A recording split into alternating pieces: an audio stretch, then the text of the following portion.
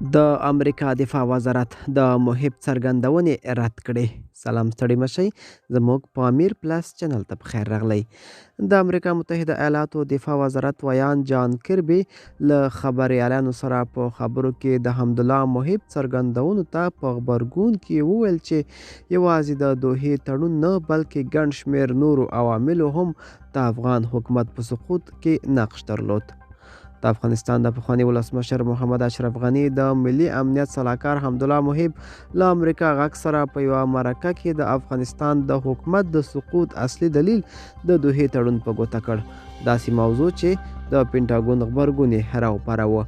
د متحده ایالاتو دفاع وزارت ویان جان کربي د خبریالانو د یوې پوښتنې په ځواب کې وویل چې د دوحې تړون افغانانو او افغان حکومت ته یو قوي زنګال ولېږه او هغه دا چې امریکا متحده ایالات له افغانستانه وځي.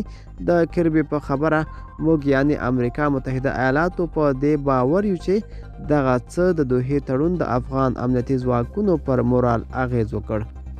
د پینټاګون د ویان په خبره دا به سمه نه وي چې یو ناسته یو فکتور او یا یو تړون د دې ستر سقوط دلیل وشمیرل شي.